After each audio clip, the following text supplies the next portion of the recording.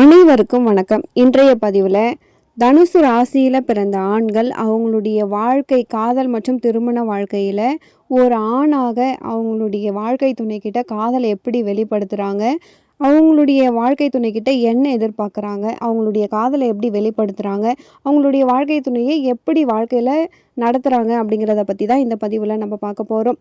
வீடியோக்குள்ளே போகிறதுக்கு முன்னாடி முதன்முறையாக நீங்கள் நம்ம சேனலை பார்க்குறீங்க அப்படின்னா மறக்காமல் சப்ஸ்கிரைப் பண்ணி வச்சுக்கோங்க. தனுசு ராசி ஆண்கள். ஸோ ராசிகளில் காலச்சக்கரத்துக்கு 9வது ராசி இந்த தனுசு.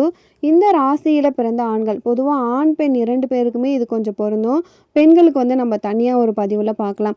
குறிப்பாக ஆண்களின் அன்பு, காதல், தன்னுடைய உறவு, தன்னுடைய குடும்பம், தாம்பத்திய வாழ்க்கையை எப்படி கொண்டு போகிறாங்க, அவங்களுடைய எண்ணங்கள் எப்படி இருக்குது அப்படிங்கிறத நம்ம பார்க்கலாம். இப்போது அவங்களுக்கு ஒரு காதல் உணர்வு வருது, அதை எப்படி வெளிப்படுத்துகிறாங்க, அவங்களுடைய எண்ணங்கள் எப்படி இருக்கும். பொதுவாக தனுசு அப்படிங்கிற ராசியில் பிறந்தாங்க அப்படின்னா குருவினுடைய ராசி. ஸோ குருவினுடைய ராசி அப்படின்றதால எப்பயும் யாரையும் யாராவது ஒருத்தவங்க இவங்களுக்கு ஒரு விஷயத்த ரொம்ப ஸ்ட்ராங்காக சொல்லணும். யாராவது ஒருத்தவங்கள கனெக்ட் பண்ணியே இருக்கணும். சில பேருக்கு அம்மாவாக இருப்பாங்க, சில பேருக்கு அப்பாவாக இருப்பாங்க, சில பேருக்கு ஃப்ரெண்ட்ஸ் இருப்பாங்க, சில பேருக்கு யாராவது தெரிஞ்சவங்க, சொந்தக்காரங்க, மாமா அது மாதிரி இருப்பாங்க. ஏன்னா காலச்சக்கரத்துக்கு 9வது ராசின்றதால சில பேருக்கு பக்தி அதிகமாக இருக்கும். அப்போது ஏதோ ஒரு நம்பிக்கை, தன் மேலே இருக்க நம்பிக்கையை விட இன்னொருத்தவர் கன்ஃபர்மேஷன் கொடுத்தாங்க அப்படின்னா ஒரு உறுதி, அவங்கள நம்ம வாழ்க்கை துணையாக ஏற்றுக்கலாம், ஒரு விஷயத்த சொல்லலாம், தேர்வு செய்யலாம், முடிவு செய்யலாம், அதுக்கப்புறம் அந்த வாழ்க்கையை வாழ்ந்து பார்க்கலாம் அப்படிங்கிறது முதல் பலன். உபய ராசி உதவிகரமானவங்களாக இருப்பாங்க. காதல் விஷயத்திலுமே அப்படி தான். அவங்களுடைய துணைக்கு ஏதாவது உதவி செய்கிறதுக்கு கண்டிப்பாக முயற்சி செய்வாங்க, ஹெல்ப் பண்ணுவாங்க, முடிஞ்ச அளவுக்கு மறுக்காமல் செய்வாங்க. இல்லைன்னா ஏதாவது ஒன்று பண்ணி கொடுத்து உதவி செய்யணும் அப்படின்னு நினைப்பாங்க. 3 நட்சத்திரம் இருக்குது: மூலம், பூராடம், உத்திராடம். இதில் மூலம் கொஞ்சம் நட்சத்திரத்திலே வித்தியாசம். ஒரு அமைதியானவங்க அப்படின்னே சொல்லலாம். எது வந்தாலும் யோசித்து தான் இறங்குவாங்க. பூராடம் கொஞ்சம் வேகமாக இருக்கும், உத்திராடம் இன்னும் கொஞ்சம் அதிகமாக இருக்கும், வித்தியாசம் இருக்கும். அப்போது தனுசு ஒருத்தவங்களை தேர்வு பண்ணுறாங்க அப்படின்னா தனுசு ராசியை பொறுத்த வரைக்கும் பலமான ஆட்களை தான் தேர்வு செய்கிறாங்க. ஏன்னா குருவினுடைய ராசி. அப்போது அறிவில் சுத்தமாக இல்லாதவங்கள தேர்வு செய்கிறது இவங்க கடினம். அறிவாற்றல் எவ்வளோ இருக்குது அப்படிங்கிறத செக் பண்ணுவாங்க. அடுத்த தேவை எப்படி இருக்குன்னா அவங்களுடைய இடம், பொருள், இல்லைன்னா அவங்களுடைய ஒரு ஸ்தானம், எப்படிப்பட்ட ஆள், யார், அவங்களுடைய பேக்ரவுண்ட் என்ன, வசதியானவங்களா, திறமையானவங்களா, நல்ல பண்பு உடையவங்களா, ஏதோ ஒரு வகையில் அழகாக இருக்காங்களா, அழகு கண்டிப்பாக தேவைப்படும். அப்போது தனுசு ராசி 2வது எங்கே வருதுன்னா அவங்கள செக்லிஸ்ட் பண்ணும்பொழுது அவங்களுடைய துணை கொஞ்சம் டாப் லிஸ்ட்டில் இருக்க மாதிரி தான் அவங்க பார்ப்பாங்க. திறமையாக இருக்கணுன்றதை விட எனக்கு பெருமையாக இருக்கணும், இந்த பார்ட்னர் நான் செலக்ட் பண்ணிட்டேன், இவங்க தான் என்னோடய வாழ்க்கை துணைன்னு சொல்கிறப்போ எனக்கு கொஞ்சம் கௌரவமாக இருக்கணும், கெத்தாக இருக்கணும் அப்படிங்கிறதுல இவங்க முக்கியத்துவம் கொடுப்பாங்க வாழ்க்கை துணை தேர்வு செய்கிறதுல. அடுத்து பார்த்தோம் அப்படின்னா தனுசு ராசிக்கு 3வது எந்த வகையில் ஒரு வாழ்க்கையை தேர்வு செய்கிறாங்க அப்படின்னா ஒரு விருச்சகம் கண்ணிலாம் ஒரு விஷயத்தை யோசிச்சுக்கிட்டே இருக்கும். தனுஷை பொறுத்த வரைக்கும் எப்படின்னா, நான் ஒரு வேலையாக, ஒரு கடமையாக ஒருத்தர் 9 மணிக்கு வேலைக்கு போகிறாரு அப்படின்னா ஈவினிங் 5 மணி வரைக்கும் வேலை செய்கிறாங்க. 5 மணி வரைக்கும் நான் வேலை செய்கிறேன், இவ்வளோ வேலையை முடிக்கணும், நான் முடிக்கிறேன் அப்படின்ற மாதிரி தான் இவங்களுடைய டியூட்டி. நான் என்னுடைய வாழ்க்கை துணையை நான் தேர்வு பண்ணிட்டேன், அவங்க அழகாக இருக்காங்க, அறிவாக இருக்காங்க, நல்ல குடும்பத்தை சேர்ந்தவங்களாக இருக்காங்க, எனக்கு ரொம்ப பிடிச்சிருக்கு, பெருமையாக இருக்குது, நான் தேர்வு செஞ்சுட்டேன், எனக்கு அவங்கள பிடிச்சிருச்சு, நான் சொல்லிட்டேன். வெளிப்படையாகவே சொல்லலாம். ஏன்னா ஆண் ராசி. ஸோ அவங்களுக்கு தேவையானவங்கெல்லாம் யாரெல்லாம் நண்பர்களோ அவங்களெல்லாம் சேர்த்து வச்சுக்கிட்டு எல்லாரையும் சொல்லக்கூடிய குணம் இருக்குது. இதெல்லாம் நடந்துடுச்சு.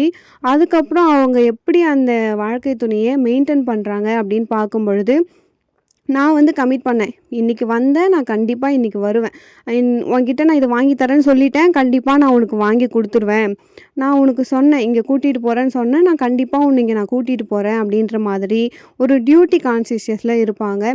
இப்படி தான் அவங்களுடைய வாழ்க்கையை மெயின்டைன் பண்ணிக்கிட்டே இருப்பாங்க. சரி, திருமணத்துக்கு பிறகு பார்ட்னர் அதே ராசியாகவும் இருக்கலாம், மற்ற ராசியாகவும் இருக்கலாம். ஒரு கல்யாணத்துக்கு பிறகு அதுக்கப்புறம் அந்த வாழ்க்கை எப்படி போகும் அப்படின்னா ஒரு தாம்பத்திய வாழ்க்கை எப்படி இருக்கும்? டெய்லியும் பேச்சுவார்த்தை எப்படி இருக்கும்? அப்படிங்கிறத பார்க்கலாம். இவங்க வந்து எல்லாமே டியூட்டியா பண்றதால, அவங்களுடைய எக்ஸ்பெக்டேஷனும் அதே மாரி தான் இருக்கும். நான் உனக்கு எப்படி இருக்கனோ, அதே மாதிரி நீ உன் வேலைய நீ கரெக்ட்டா செய். நீ வேலைக்கு போணுமா, வேலைக்கு போ. பணம் சம்பாரிக்கணுமா, பணம் சம்பாரி. ஏதாவது இன்வெஸ்ட் பண்ணலான்னா பண்ணலாம். நான் உனக்கு ஹெல்ப் பண்றேன், நீயும் எனக்கு ஹெல்ப் பண்ணு. இத மாதிரி தான் இவங்களுடைய புரிதல் இருக்கும். சீரியஸா ஏதாவது உங்கள பத்தி புரிஞ்சுப்பாங்களா அப்படின்னு கேட்டிங்கன்னா, அவ்ளோ டீப்பா வந்து வரவே மாட்டாங்க. தனுஷனுடைய குணமே அதுதான். வாழ்க்கை துணையுடைய அதாவது நான் சொல்றது எல்லாமே ஆண்கள பத்தி தான். பெண்களுக்கு ஓரளவுக்கு இந்த குணம் இருக்கலாம் ஓரளவுக்கு. ஆனா மீதிலாம் வித்தியாசமா இருக்கும். ஸோ தனுசுல பிறக்கிற ஆண்கள் வந்து, "நான் உனக்கு ஹெல்ப் பண்றேன்" அப்படின்ற மாதிரி இருப்பாங்க.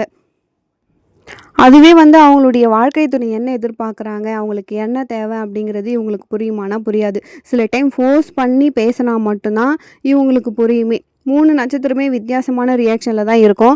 சில சமயத்தில என்ன நடக்கும் அப்படின்னா, இவங்க உண்டு இவங்க வேலை உண்டுன்னே இருப்பாங்க. தனுஷ் வந்து எப்பயுமே யாரையாவது ரொம்ப நம்பி டீப்பா கனெக்ட் பண்ணி இருப்பாங்க. முன்னாடியே நம்ம சொன்னோம். எப்பயுமே அவங்களுக்கு வந்து ஒரு எனக்கு மேல ஏதோ ஒண்ணு இருக்கு. அவங்க சொல்றத நான் கேட்பேன். மேல இருக்கிறது நான் வணங்குற கடவுள். இல்ல என்னுடைய மனசாட்சி, எங்க அப்பா, எங்க அம்மா அப்படிங்கிற மாதிரி இருப்பாங்க. இவங்க சொன்னா கரெக்ட்டா இருக்கும் அப்படின்றத இவங்க நினைப்பாங்க. செகண்டா ஒருத்தவங்கள கேட்டு தான் முடிவெடுப்பாங்க.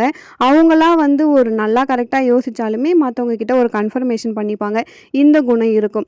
அதுவே தனுஷ் வந்து ரெட்ட சிம்பல். அப்போ பூரணமாவே ஒரு வாழ்க்கை துணை மேல ஃபுல் ஈடுபாடோட, எமோஷனலோட ட்ராவல் பண்ற குணத்த கொஞ்சம் குறைக்கும். அத நீங்க வந்து புரிஞ்சுக்கணும். அவங்க அப்படின்னா தான் அப்படிதான். அதுக்காக அவங்க ஏன் அப்படி இருக்காங்க, அவங்க ஏன் இப்படி இருக்காங்க அப்படின்னா, சொல்ல சொல்ல அவங்க புரிஞ்சுக்கிட்டாங்கன்னா மட்டும் தான் மாத்திக்க முடியும். இவங்களுடைய தாம்பத்திய வாழ்க்கை எப்படி இருக்கும் அப்படின்னா, டியூட்டி கான்ஷியஸ் தான். டிஃபால்ட்டா பின்மூளைன்னு ஒண்ணு இருக்கும் இல்லையா? அதே மாதிரி அவங்களுடைய ஆழ் மனசுல டியூட்டி கான்ஷியஸ் இருக்கும். என்னுடைய வாழ்க்கை துணைய நான் நல்லா பார்த்துக்கணும். அவங்க வந்து என்ன பெருமையா சொல்லணும். நான் நல்லா பார்த்துக்கிறேன்னு சொல்லணும். என்ன வந்து வெளிய எல்லார்கிட்டயும் அவங்க சொல்லணும் அப்படிங்கிறதுக்காக, முடிஞ்ச அளவுக்கு அவங்க எல்லா விஷயத்தையுமே உங்களுக்காக பண்ணுவாங்க. வாழ்க்கை துணை கூட ஒரு எமோஷ்னலா அவங்கள ஆழ்மனச புரிஞ்சுக்கலனாலுமே கூட, அறிவு சார்ந்த விஷயத்துல அவங்களுக்கு துணையா இருப்பாங்க. நாலேட்ஜுக்கும், எமோஷனலுக்கும் கொஞ்சம் வித்தியாசம் இருக்கு. ஒருத்தருக்கு வந்து ஒரு ஆசை வருது, இடியாப்பம் சாப்பிடணும்னு ஆசை இருக்கும். ஆனா, அப்ப வந்து இடியாப்பம் சாப்பிட்டா சத்து இருக்காது. நீ வந்து ராகி தோசை சாப்பிட்டா எனர்ஜியா இருக்கும் அப்படின்னு சொல்லிட்டு, ராகி தோசை வாங்கி கொடுக்குறது அறிவு. உனக்கு இது கரெக்ட்டா இருக்கும் அப்படின்னு சொல்லிட்டு வாங்கி குடுக்குறது. ஆனா எமோஷனலுக்கு ப்ரியாரிட்டி குடுக்குறாங்களா அப்படின்னா, அது கிடையாது. அப்படியே முக்கியத்துவம் குடுத்தாலுமே அது முழு மனசா இருக்காது. அப்போ என்ன புரிஞ்சுக்கணும் அப்படின்னா, தனுசு ராசியில பிறக்கக்கூடிய ஆண்கள் ஒரு கண்ணியமாக, ஒரு டியூட்டி கான்ஷியஸோட ஒரு வாழ்க்கை துணைய தேர்வு செய்வாங்க. அந்த பார்ட்னரின் தகுதி எல்லாமே தேர்வு பண்ணி, அவங்க கூட சேர்ந்து வாழும்பொழுது கூட முடிஞ்ச அளவுக்கு எந்த அளவுக்கு அவங்கள நல்லா பார்த்துக்கணும், பெஸ்ட்டா பார்த்துக்கணும், பெட்டரா இருக்கணும். இவங்கள பெருமையா நினைக்கிறோம். இந்த குணங்கள்லாம் நல்ல குணமா எடுத்துக்கலாம். நல்ல குணம் தான். அதே மாதிரி குழந்தைகள் மேல, குடும்பத்து மேல இருக்கிறது எல்லாமே நல்லது தான். ஆனா வாழ்க்கை துணையின் எதிர்பார்ப்புகள் இதுக்கு பூரணமா நிப்பாங்களா அப்படின்னு கேட்டா, அந்த இடத்துல அவ்ளோ பூரணமான ஆழ் மனசுல எல்லா விஷயத்துலயுமே எல்லாத்துக்குமே இவங்க சம்மந்தமா ரொம்ப ஹெல்ப்ஃபுல்லா இருக்க மாட்டாங்க அப்படின்னு சொல்லலாம். இவங்களுக்கு வந்து இரட்டை ராசியா இருக்கிறதால, இவங்க ஒரு மூளை இந்த சைடு வேலை செஞ்சா, இன்னொரு மூளை வேற மாதிரி வேலை செய்யும். நெறைய சண்டை சச்சரவுகள் வரும். கருத்து வேறுபாடுகள் இருக்கும். முடிஞ்ச அளவுக்கு அவங்க அண்டர்ஸ்டாண்ட் பண்ணிருவாங்க. முடிஞ்ச அளவுக்கு அவங்களுடைய வாழ்க்கை துணைய விட்டு குடுக்காம இருக்கணும்னு நினைப்பாங்க. பொருந்தாமலாம் திருமணம் பண்ணிக்கிறாங்க இல்லையா? ரிஷபம், தனுசுலாம் பண்ணிக்கிறாங்க இல்லையா? அதனால வரக்கூடிய பிரச்சனைகள் இருக்கும். இவங்களுடைய வாழ்க்கை, இவங்களுடைய கேர், இவங்களுடைய ரொமான்ஸு, இவங்களுடைய லவ் இத மாதிரி தான் இருக்கு. எல்லாமே வந்து மூளை மண்டலத்த சார்ந்து தான் இருக்கு. ஸோ, இவங்களுடைய வாழ்க்கை துணைய பொறுத்தவரைக்கும் நீங்க கொஞ்சம் அட்ஜஸ்ட் பண்ணி போறது ரொம்பவே சிறப்பா இருக்கும். இவங்க கிட்ட அதிக எதிர்பார்ப்பு வைக்க முடியாது. வச்சாலும் அது கிடைக்குமா அப்படின்னு நம்ம சொல்ல முடியாது. முழுமையா கிடைக்காது. பாதி மட்டும் தான் கிடைக்கும். இந்த பதிவு தனுசு ராசி அன்பர்களுக்கு ரொம்பவே யூஸ்ஃபுல்லா இருந்திருக்கும்னு நினைக்கிறேன். மேலும் உங்க வாழ்க்கையில நீங்கள் சீரும் சிறப்போடும், செல்வ செழிப்போடும் வாழ நானும் இறைவனை பிரார்த்திக்கிறேன். ஒரு நல்ல பதிவில் மீண்டும் உங்களை சந்திக்கிறேன். நன்றி.